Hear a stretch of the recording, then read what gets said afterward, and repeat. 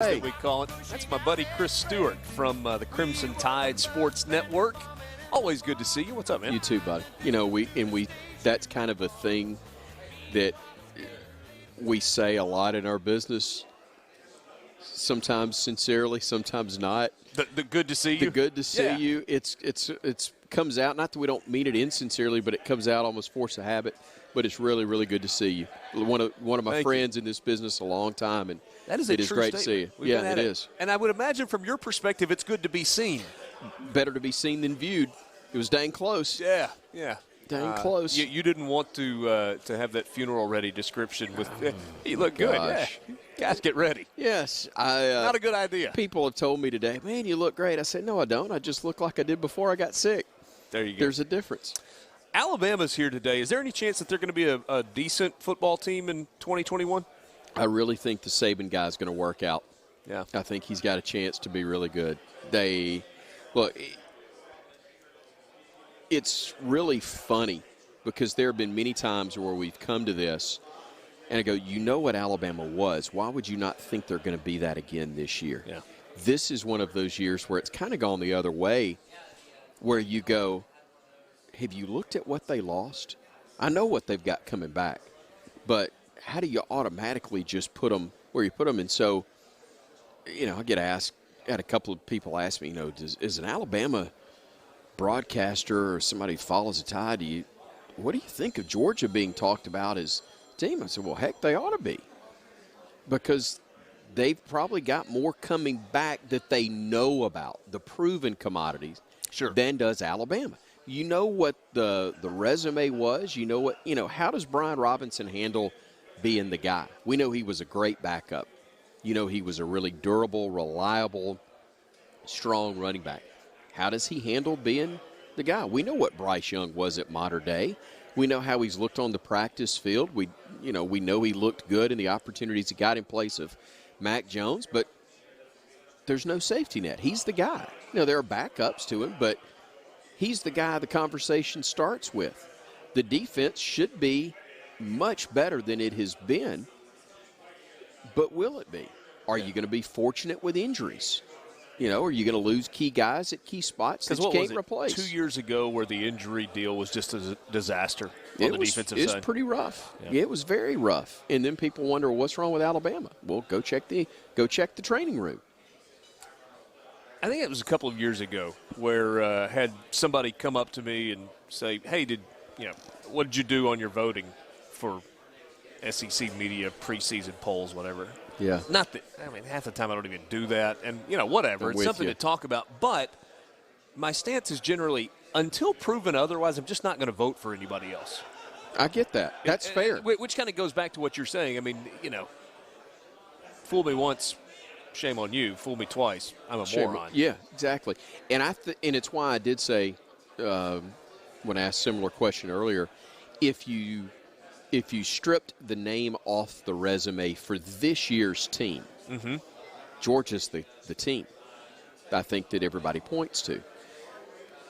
But because of what Alabama has been able to do virtually year in, year out under Nick Saban, that's where it goes. And I think there's some fairness to that as well, because while there's the belief that this is finally going to be it for Georgia, until they do win the whole thing, remind them that, 1980 was a long time ago. Said a guy who was born in 1980 and remembers it. Hey, yeah. I remember it, but they only have a slightly more recent national championship. I don't mean this disrespectfully at all, but a slightly more recent national championship than Ole Miss does. They act many times. Some of the fan base acts like it's Alabama's. You know what I'm talking about. There are elements of we've all got fringe fans that are truly fanatics. All of us have it. But there are many that act like they've been doing what Alabama's done recently year after year after year, and that's not the case. They're better than most. Yeah. But they haven't been and mostly in the regular quality. Season they have. No the problem question. is they haven't taken that next step. Right. So why is everybody so convinced that Bryce Young steps into the role that Mac Jones played and that Tua played before that and Jalen Hurts played before that and doesn't miss a beat. He was obviously highly touted, highly thought of.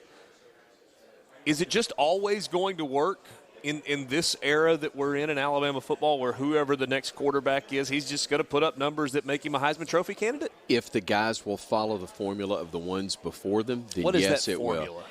Get better every day, and don't listen to all the other coach stuff. Speaky. It's coach speak. It's cliche, but there's a reason things become cliche. It's because they're true. Yeah, they really are.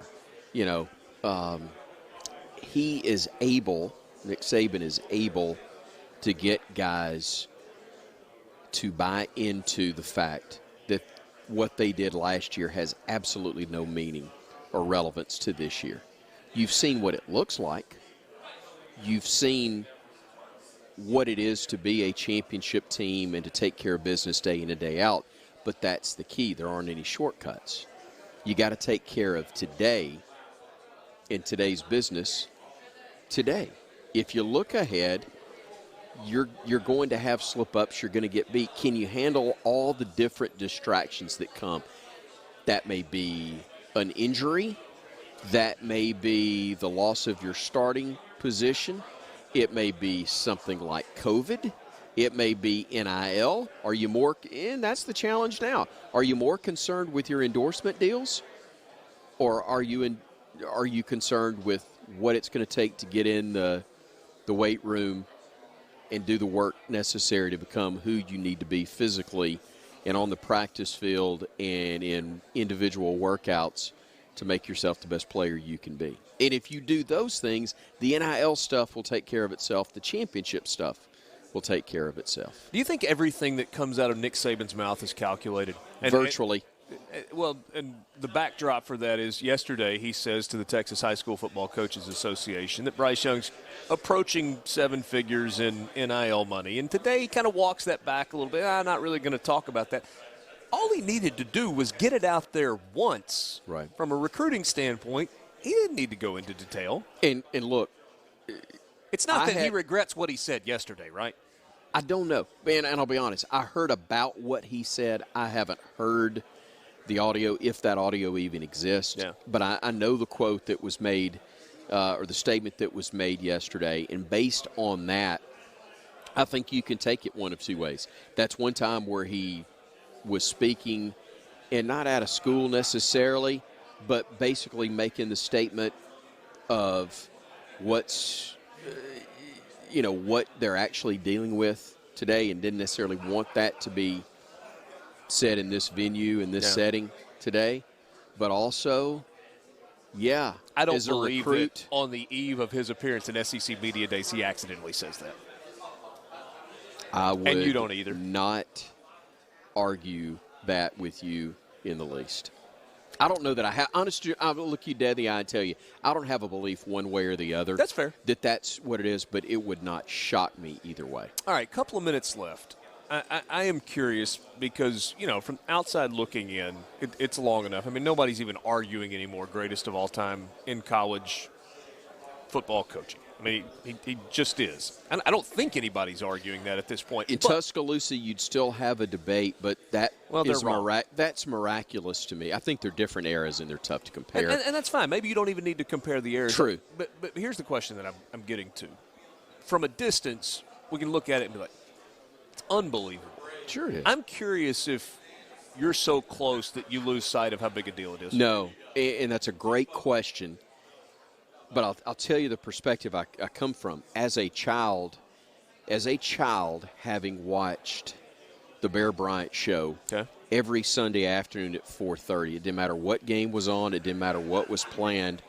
In my household, you're watching the Bear Bryant show at 4:30. I'd watch the Shug Jurgen show, the Auburn Football Review, but I'm watching the Bear Bryant show every Sunday afternoon at 4:30 when it ran with Charlie Thornton, longtime SID, as the host of the show with the coach. Yeah.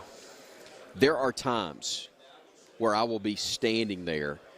Did you grow up believing, by the way, one day you'd be hosting that show? Oh, my gosh. I thought I was going to be Howard Cosell when I was a kid. Or as I said, as a 4-year-old, that I'd be Coward Hosell.